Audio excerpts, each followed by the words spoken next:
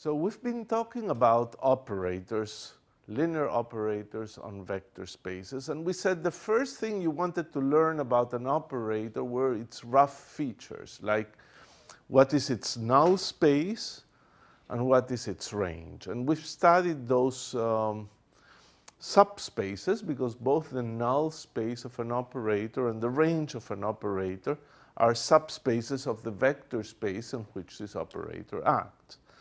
Now we want to proceed and ask more questions about this operator. So you're given a linear operator T that acts on the vector space, and you want to know more about it. So the thing we're going to study is that there's a question you can ask about these operators that leads to a very famous concept, the concept of an eigenvalue and associated eigenvectors. So that's the subject that we're going to discuss now, eigenvalues and eigenvectors.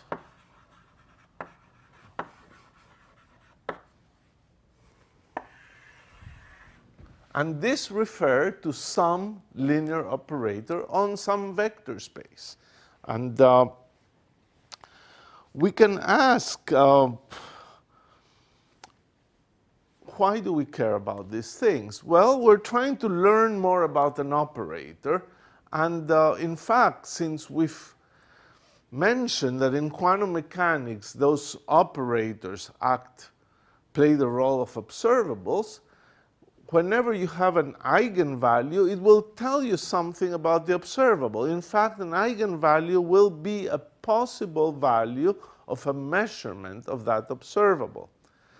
Similarly, an eigenvector of the operator will correspond to the physical quantum state associated with measuring a particular eigenvalue. So these are crucial properties in quantum mechanics, and therefore we are taking our time to understand them mathematically. So what we're trying to understand is still how an operator T, that means that belongs to the linear space of V, how this operator acts on the vector space. So we mentioned there's a null space, there's a range, and in particular, we can now discuss another kind of spaces associated to this operator. And this will be called invariant subspaces. So what is the invariant subspace of an operator? Well, if you have that the operator acts on a vector space, you can ask, is there some smaller subspace of the vector space in which when the operator acts, you're not moved out of that subspace? So that's an interesting question because, for example, there will be interesting spaces like that, invariant subspaces. There are invariant subspaces that are a little trivial in that they kind of represent this idea but in a degenerate way, and some subspaces that are really quite interesting. So let me first state clearly what is an invariant subspace. So we'll call U an invariant subspace of V if I will write it as T of U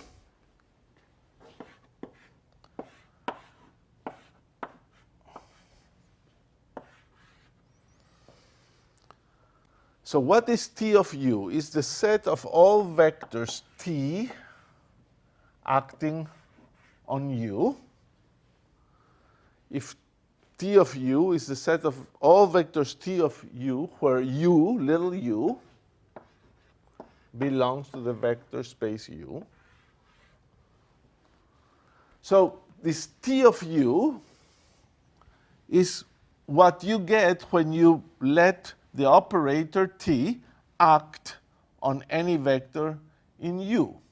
So U is a subspace, and it is called an invariant subspace if this is a subspace of U. So it's contained within U. It doesn't take you out of U.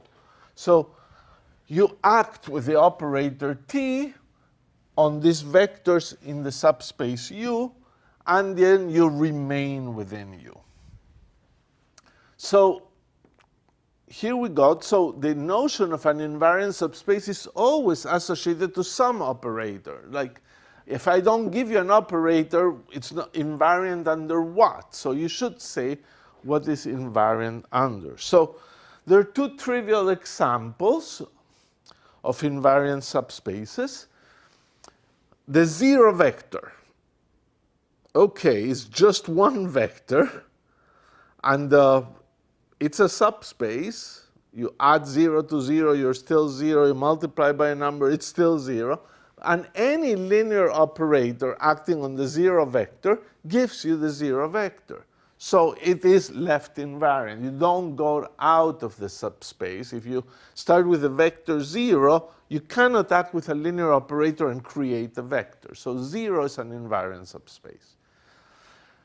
The full vector space is also an invariant subspace, because if you act with the operator on the full vector space, you still remain within the vector space to begin with. So those are kind of simple invariant subspaces, and they're not that interesting. So what could be an interesting invariant subspace? Well, let's think of the dimensionality. The zero vector was of dimension 0. It doesn't generate a subspace. The full vector space is a full dimension. So it may be more interesting if we get invariant subspaces of dimensions that are neither 0 nor the full dimension of the vector space. So let's consider one-dimensional invariant subspaces. So one-dimensional subspaces.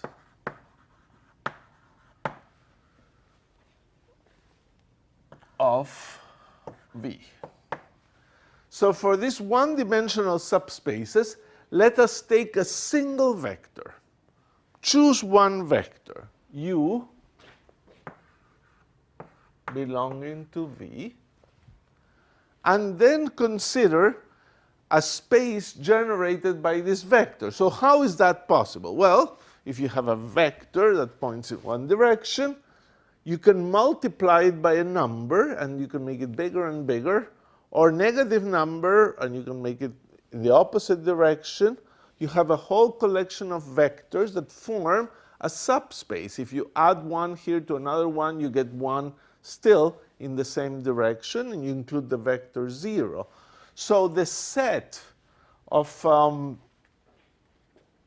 vectors, and we will write it as capital U equal CU, the set of vectors CU, where C belongs to the field, real number of complex numbers, is an invariant, is a one-dimensional subspace.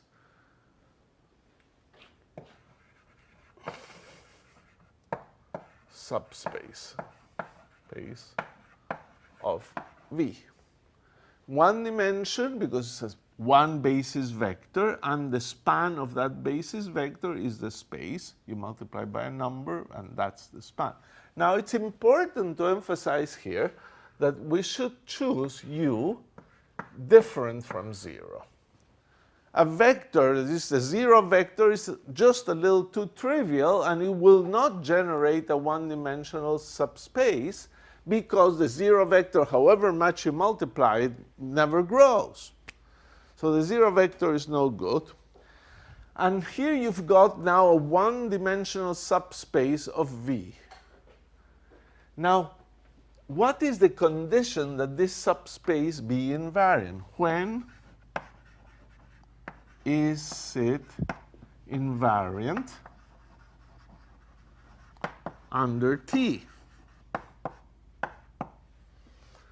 Well, it's invariant under T if T acting on this vector u is still in the subspace. So it's a number times the vector u. So it's invariant. When is it invariant? It is if T acting on u is equal to some number lambda times u, where lambda belongs to the field again.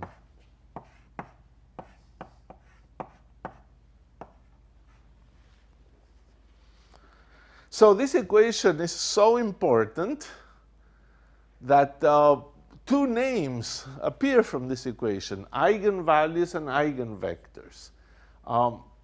Let's think of them, these two things, slowly.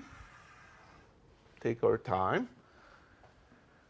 So this is an interesting equation, and now we try to state clearly what these objects u and lambda mean or are.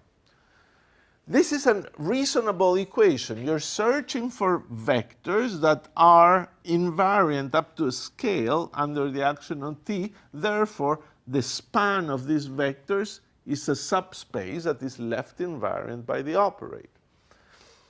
So what is lambda? We say that lambda is an eigenvalue. Lambda is an eigenvalue of T if the above has a solution with some u different from 0. So this equation,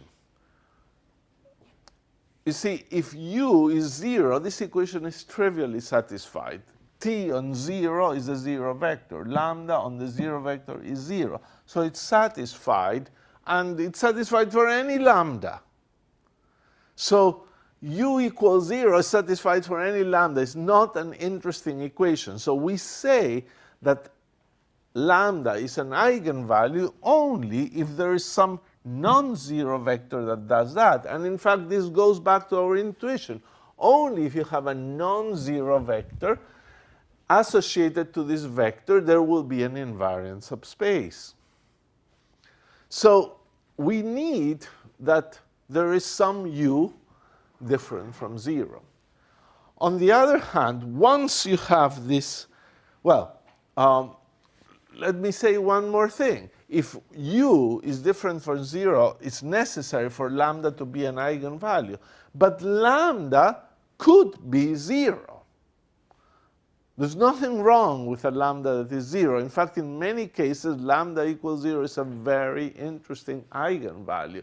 And it's not a trivial equation, because if lambda equals 0 is an eigenvalue, you still have to find some non-zero u that is killed by t, because t on u should be 0 if lambda is 0.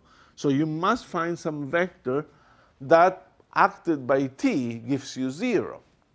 So lambda equals 0 is possible. So lambda equals 0 is allowed.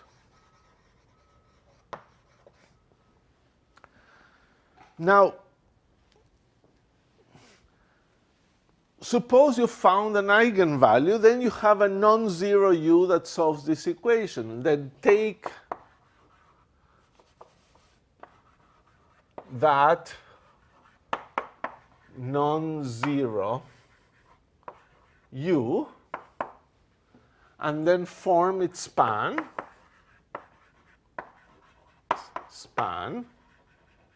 So the span u, the set of all vectors cu with c in the field.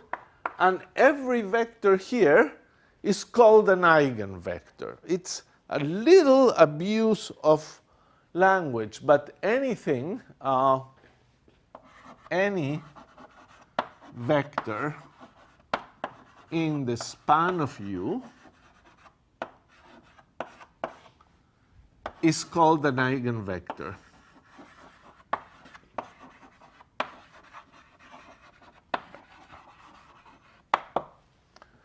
That seems reasonable. If you have an eigenvector twice, that vector is the eigenvector 3 times minus the vector is an eigenvector. If you have a u that is non-zero here, you multiply it by any number, and it's still a solution of this equation. The thing is, of course, that the span of u includes the zero vector. So in that sense, we even may say that the zero vector is part of this eigenvector. Any representative here is an eigenvector. So this allows us to say things like the eigenvectors are the vectors in the span of u. And we even, in order not to say except for the zero vector, well, if it's in the span of u, including the zero vector will not harm you. But the interesting eigenvectors are the non-zero ones. But in terminology, all of this is called an eigenvector. Now, it may happen, a funny thing may happen, that for some particular values of lambda, you're trying to solve this equation, you may find that there's more than one vector, more than one linearly independent vector that solves this equation. You see, if u solves it, 2 times u solves it, but that's trivial. But it may be that there's a u that has this value of lambda and a different vector u that has that same value of lambda. So in that case, you have what it's called a degeneracy. For a given eigenvalue, there's more than one eigenvector. In that case, the invariant subspace is bigger because the span of whatever vectors have the same eigenvalues is the full invariant subspace. If you have 2 vectors, for example, u1 and u2, that have the same eigenvalue, the span of u1 and u2, any linear combination of them, will have the same eigenvalue by linearity of this equation. So you'll get a larger invariant subspace. So when you have a degenerate eigenvalue, something that you have more than one eigenvector for a given lambda, the invariant subspaces get bigger and bigger. That brings in interesting complications, but there's lots of interesting physics associated to it. So we can summarize it by saying several linearly independent if there are several linearly independent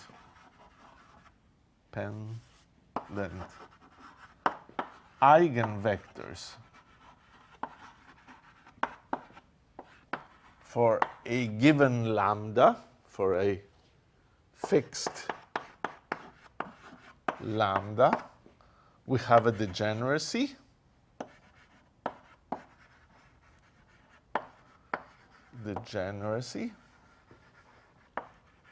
And a larger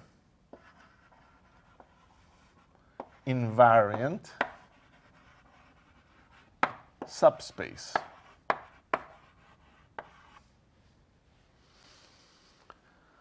So the subspace gets bigger. More terminology, the set of eigenvalues of the operator is called the spectrum of the operator. So if you have an operator T, its spectrum is the set of eigenvalues, the set of all solutions of this equation, all the lambdas that solve this equation for some non-trivial use. So the spectrum is the set of eigenvalues. So this equation can be written in a slightly different way. The equation can be written as T minus lambda times the identity operator acting on u is equal to 0. So that's the same equation. So we learn from this is that what is the condition that there's an eigenvalue is that there's a non-trivial solution of this equation, that there's a non-trivial vector, non-zero vector, that is killed by this operator. Then you have an eigenvalue. And therefore, the condition that you have an eigenvalue is that this operator is not injective. Lambda is an eigenvalue, means that t minus lambda I is not injective. And an operator is not injective if it has a null space. If it has non-trivial vectors that are being killed by it. So lambda is an eigenvalue if t minus lambda I is not injective, and in the case of finite dimensional vector spaces, finite dimensional, it means not that this thing is not injective, implies that it's not surjective, and it also implies it's not invertible. T minus lambda I, not surjective, and it's not invertible.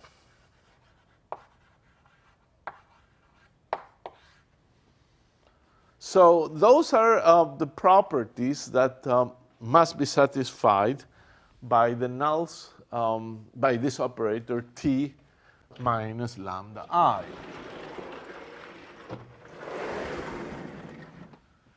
So what are the eigenvectors of the operator? Well, the eigenvectors are those things that are killed by the operator. So the eigenvectors of t is equal to the null space of t minus lambda I.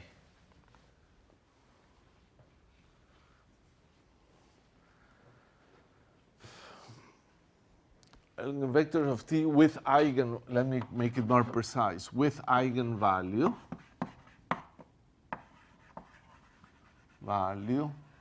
lambda. So if you have eigenvectors with eigenvalue lambda, are those vectors killed by this? So it's the null space of t minus lambda I. And that way, you see why we want to include the zero eigenvector, because the null space of any operator includes the zero vector. So it would be a headache to be having trouble with the zero vector all the time. So we include it as one more possible eigenvector. So let's conclude this first view of eigenvectors and eigenvalues with some remarks, some simple remarks about this. What is remarks? Let's connect to the idea that lambda equals 0 is allowed. So since lambda equals 0 is allowed, what are those things? Those are the vectors killed by u, by t, when lambda is equal to 0. So the eigenvectors for lambda is equal to 0 is the null space of just t, a very simple thing. So this null space of the operator actually is nothing else than the eigenvectors that have eigenvalue 0. So null of t is equal to the eigenvectors with lambda equals 0. Finally, one more comment. We've been talking about matrix representations of operators and how we can visualize operators concretely. But the matrix representations, as we saw, depend on the basis that you choose to represent the operator. So they're basis dependent. They're not something that, well, some properties of the matrix representation may be basis independent, as we saw the trace is, the determinant of an operator is as well. But some things just depend on the basis you choose. And therefore, you could ask here, is this whole discussion basis dependent? And I think it should be clear that it's not, that the eigenvalues and the eigenvectors don't depend on the basis you choose to represent the operator. They're properties of the operator. Nowhere here we had to choose a basis. The concepts were all perfectly defined without using a basis. So the eigenvalues and eigenvectors of an operator are basis-independent quantities.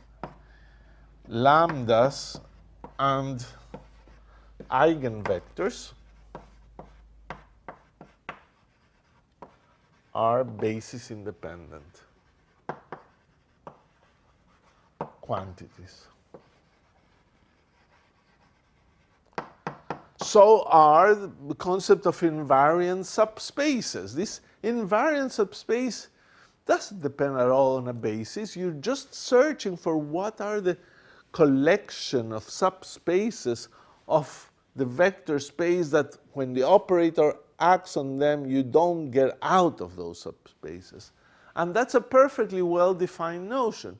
So at the end of the day, what have we learned is that the concept of invariant subspaces allows us to search for very interesting spaces, one-dimensional subspaces that are invariant. And in those subspaces, you have the eigenvector as the vector that spans those subspaces, and the eigenvalue as the way any vector in that subspace responds to the action of the operator t, and the only response possible is scaling. So these are particularly simple vectors. If you knew the eigenvectors of an operator, you know almost everything about an operator. If you know the eigenvectors and eigenvalues, you really know a lot, especially if you're working in complex vector spaces. That will not be the same in real vector spaces.